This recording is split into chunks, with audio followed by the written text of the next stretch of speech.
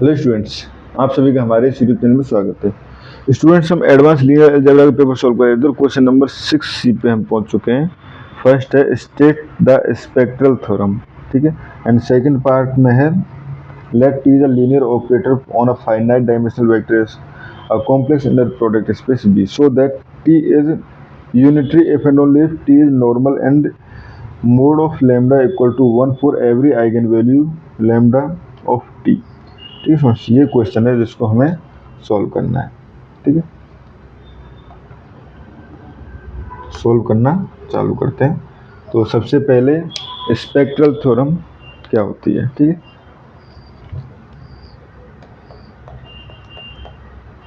Spectral theorem, ठीक है। तो बेसिकली लेट टी, ठीक है, बी आ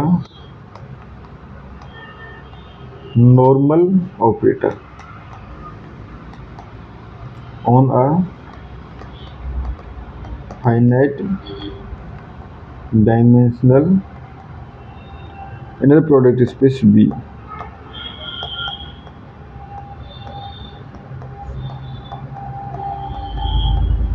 ठीक है, then there exist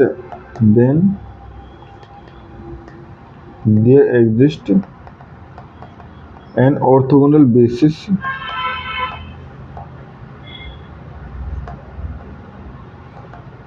of V, ठीक है, consisting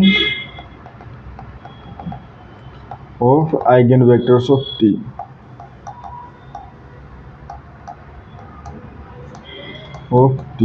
या इक्विवेलेंटली हम कह सकते हैं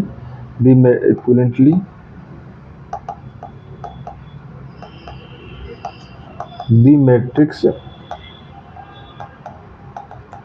of T with respect to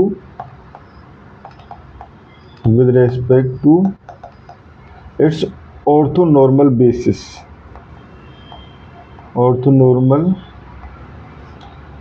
is diagonal।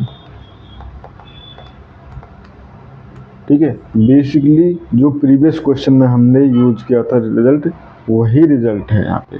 ठीक है, इन सिंपल वर्ड में हम इस डेफिनेशन को इस तरह से भी दे सकते हैं। अगर आपको ये याद नहीं रहता है तो आप ये भी दे सकते हो, if A is real symmetric matrix,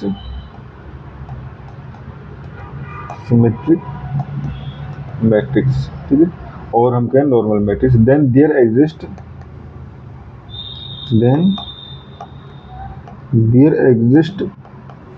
N orthonormal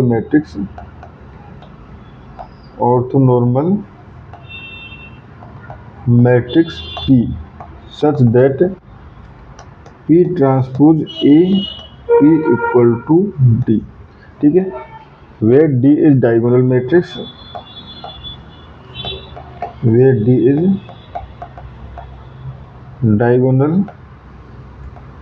matrix, consisting eigenvalues of A, जो हमने प्रीवियस क्वेश्चन में प्रॉपर एज इट इज इसको यूज किया था। ठीक है, अब सेकंड पार्ट। ठीक है, सेकंड पार्ट में हमारे पास क्या प्रूफ करवाया है, हमें प्रूफ करवाया गिवन है basically let T is a linear operator. ठीक है, let T is a linear operator on a finite dimensional vector space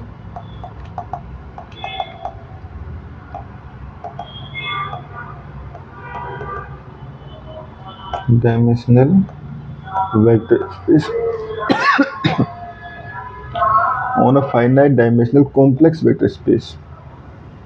तो complex inner product vector space है ना, inner product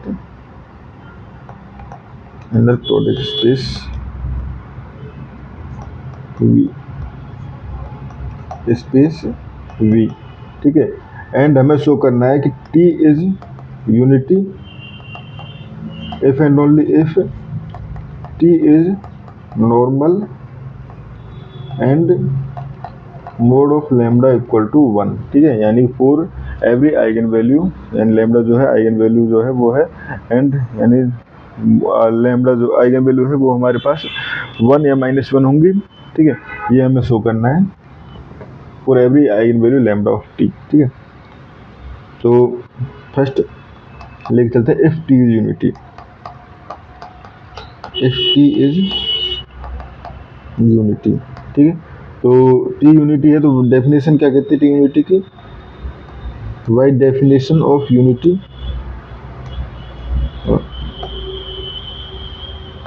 definition of unity, T star, T equal to क्या होगा, T T star equal to I, ठीक है। तो ये हो गया, ठीक है। एंड बेसिकली और टी हमारे पास क्या है, नॉर्मल है, ठीक है। तो ये हो गया। अब आइगन वैल्यू प्रॉपर्टी 10 यहाँ पे लिख सकते हैं, 10 टी इज नॉर्मल, ठीक है। आइगन वैल्यू प्रॉपर्टी क्या कहती है हमारे पास, eigen value property let T X equal to some lambda X. तो नॉर्म कंप्यूट करें तो norm of T X equal to norm of X हो जाएगा, क्योंकि लैम्डा इक्वल टू हमारे पास, ठीक है, ये हो जाएगा हमारे पास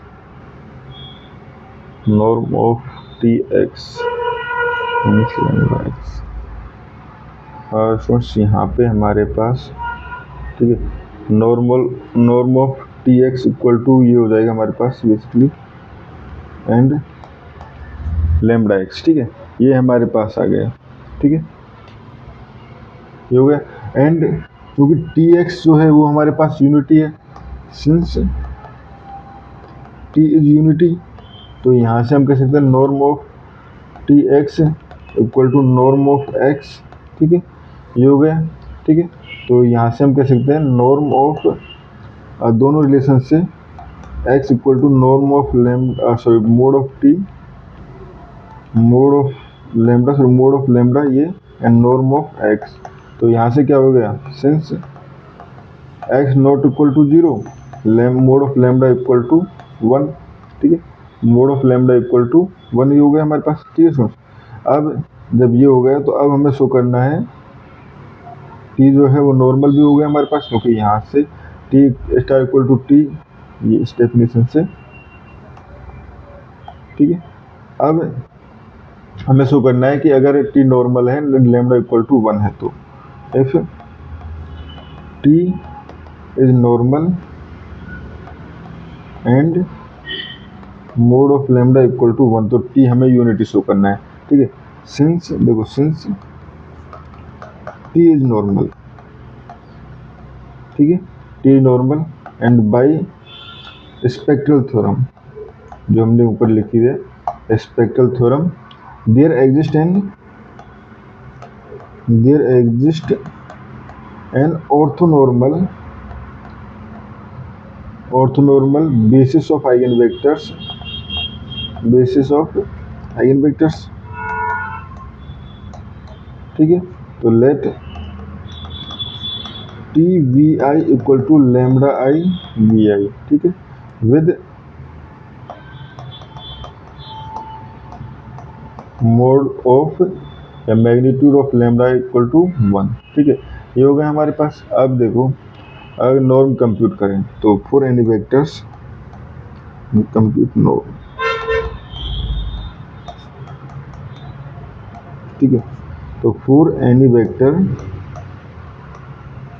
x equal to summation of C I X I, ठीक है, then T X equal to क्या हो जाएगा, टी एक्स इक्वल टू हो जाएगा हमारे पास summation of C I, T C I तो कॉन्स्टेंट है, टी एक्स आई। अब टी एक्स आई बेसिकली क्या हो जाएगा, lambda I X I, T sorry V I है ना, हाँ, T C X equal vector C I V I लिया हमने, तो ये टी वी आई हो जाएगा, ठीक है। तो यहाँ से हो जाएगा समेशन ऑफ सी आई, ठीक है, और हो जाएगा लैम्डा आई वी आई, ठीक है। नॉर्म कंप्यूट करें तो नॉर्म ऑफ टी एक्स का स्क्वायर इक्वल टू, ठीक है, ये हो जाएगा हमारे पास समेशन ऑफ ठीक है, ये हो जाएगा। देखो वी आई तो हमारे पास वेरिएबल की तरह ट्रीट करा तो बेसिकली कांस्टेंट का स्क्वायर, तो ये हो जाएगा सी आई लैम्डा आई का स्क्वायर, ठीक है। एंड सिंस बेसिकली ये हमारे पास जैसे सी वन लैम्डा वन का square plus C two lambda two का होल स्क्वायर, तो ये वाला टर्म तो हमेशा जीरो रहेगा, वन रहेगा, sorry one lambda I square equal to one, ठीक है। तो यहाँ से कह सकते हैं hence norm of T X का square equal to summation of C I का स्क्वायर, ठीक है, ये हो गया, ठीक है। बट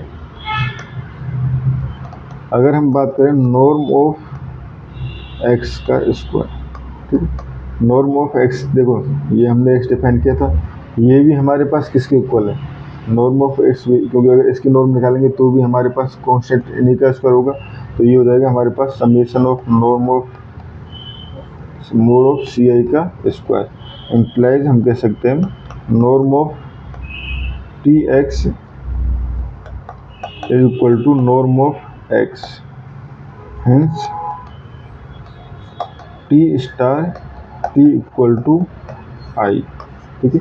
अगर हमारे पास ये रिजल्ट आ जाता है कि norm of T X equal to norm of X, तो उस कंडीशन में हम कह सकते हैं T star equal to T equal T star dot T equal to I implies T is unitary, ठीक है स्टूडेंट्स। और इस क्वेश्चन में हमें इतना ही करना था। Thank you students.